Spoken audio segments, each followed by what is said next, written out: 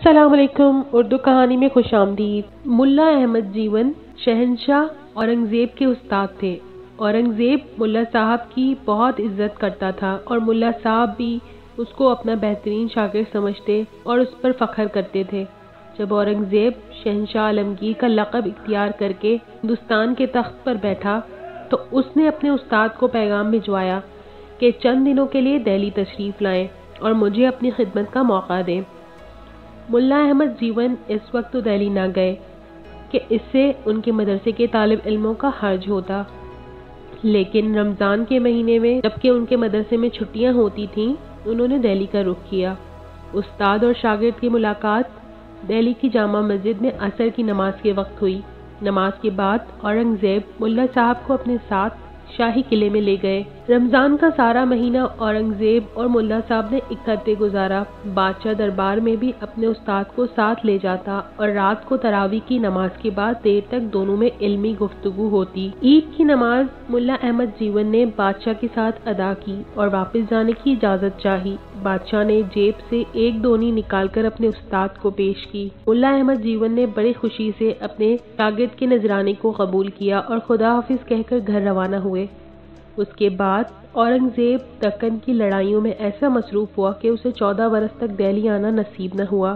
جب وہ دہلی واپس آیا تو وزیر اعظم نے بتایا کہ ملا احمد جیون بہت بڑا زمیندار بن چکا ہے، اگر اجازت ہو تو اس سے لگان وصول کیا جائے۔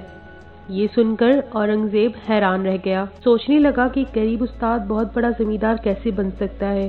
اس نے فوراً ملا صاحب کو ایک خط لکھا اور ملنے کی خواہش ظاہر کی۔ ملا احمد جیون پہلے کی طرح پھر رمضان کے مہینے میں دہلی آئے اور اورنگزیب نے بڑی محبت سے انہیں اپنے پاس ٹھہرایا۔ ملا صاحب کا لباس اسی طرح سادہ تھا، ان کی بات چیت اور طور طریقوں سے پہلے جیسی سادگی ظاہر ہو رہی تھی، اس لیے بادشاہ کو ان سے بڑا زمیندار بن جانے کے بارے میں کچھ پوچھنے کا حوصلہ نہ ہو سکا۔ لیکن ابھی ایک دن ملا صاحب خود ہی کہنے لگے، آپ سے جو دونی لے کر گیا تھا وہ کوئی بہت ہی برکت والی تھی، میں نے اس سے بنولے خرید کر کپاس کی کاشت کی، خدا نے اس میں اتنی برکت دی کہ چند سال کے اندر ہی سینکڑوں سے لاکھوں ہو گئے۔ اورنگزیب اپنی دی ہوئی دونی کی یہ تعریف سن کر بہت خوش ہوا، پھر مسکرا کر کہنے لگا، اگر اجازت ہو تو اس دونی کی داستان سناؤں؟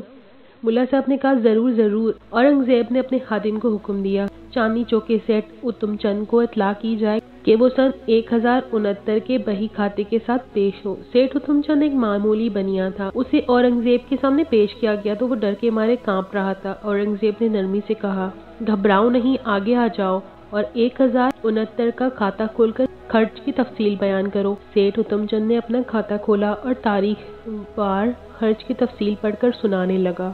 اورنگزیب اور ملا احمد جیون خاموشی سے سنتے رہے۔ ایک جگہ پر آ کر سیٹھ رک گیا، یہاں خرچ کے طور پر ایک دونی درج تھی، لیکن اس کے سامنے لینے والے کا نام نہیں لکھا تھا۔ اورنگزیب نے نرمی سے پوچھا، ہاں یہ بتاؤ یہ دونی کہاں گئی؟ اتم چند نے کھاتا بند کر دیا، ایک آہ بھری اور کہنے لگا، حضور یہ ایک درد بھری داستان ہے، اجازت ہو تو عرض کروں؟ بادشاہ نے کہا، اجازت ہے۔ اتم چند کچھ دیر خاموش رہا، پھر کہنے لگا، حضور ایک رات کی بات ہے، روز کی گھٹا گھر کے آئی اور موسلا دھار مینا برسنے لگا، میرا مکان نیا نیا بنا تھا وہ ٹپکنے لگا، میرا سارا سامان اور بہی کھاتے اسی مکان میں تھے، میں نے بڑی کوشش کی لیکن مکان اسی طرح ٹپکتا رہا۔ میں نے گھبرا کر باہر جھانکا تو ایک آدمی سرکاری لالٹین کے نیچے نظر آیا، میں نے اسے مزدور خیال کرتے ہوئے آواز دی، ارے بھائی مزدوری کرو گے؟ وہ بولا، ہاں ہاں کیوں نہیں۔ میں نے اسے اندر بلا لیا اور کام پر لگا دیا۔ وہ بھلا مانس 3-4 گھنٹے تک بڑی محنت سے کام کرتا رہا، تب جا کر مکان ٹپکنا بند ہوا۔ پھر اس نے اندر کا سامان درست کیا۔ اتنے میں مسجد سے صبح کی اذان کی آواز آئی، اس شخص نے کام سے ہاتھ روکے اور اذان کی آواز سنی۔ اذان ختم ہوئی تو اس نے دعا مانگی، پھر مجھ سے کہنے لگا، سیٹھ صاحب آپ کا کام ٹھیک ٹھاک ہو چکا ہے، اب مجھے اجازت دیجیے۔ میں نے اس کو مزدوری دینے کے لیے جیب میں ہاتھ ڈالا تو صرف ایک دونی نکلی۔ میں نے کہا، بھائی کام تو تم نے واقعی بہت اچھا کیا ہے، لیکن اس وقت میری جیب میں صرف ایک دونی ہے، تم یوں کرنا کہ صبح کو دکان پر آ جانا، مزدوری بھی مل جائے گی اور انعام بھی۔ اس شخص نے ہاتھ بڑھا کر کہا، لاؤ یہی دونی دے دو، میرے لیے یہی کافی ہے، میں پھر حاضر نہیں ہو سکتا۔ میں نے بہت کہا، میری بیوی نے بھی اس کی منتیں کی، لیکن وہ بولا، دیتے ہو تو یہی دونی دو ورنہ میں جاتا ہوں۔ میں نے مجبور ہو کر وہی دونی اس کے ہاتھ پر رکھ دی اور وہ چلا گیا۔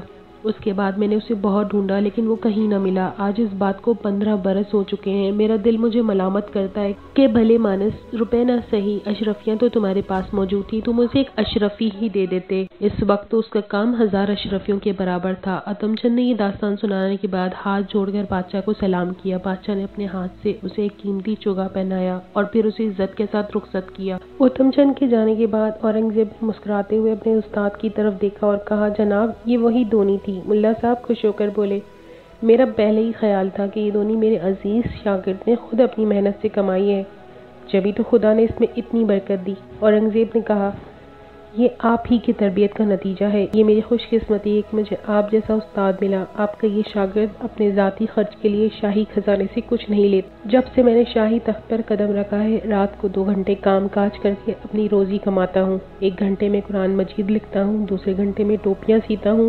ہفتے میں 2 راتوں کے لیے شہر کی دیکھ بھال کے لیے نکلتا ہوں۔ جس رات اتم چند کے گھر کام کیا وہ میرے بیس بدل کر شہر میں پھرنے کی رات تھی۔ خدا کا شکر ہے کہ اس طرح میرے ہاتھوں ایک ضرورت مند کی ضرورت پوری ہوئی۔ یہ سب آپ کی دعاؤں کی وجہ سے ہے۔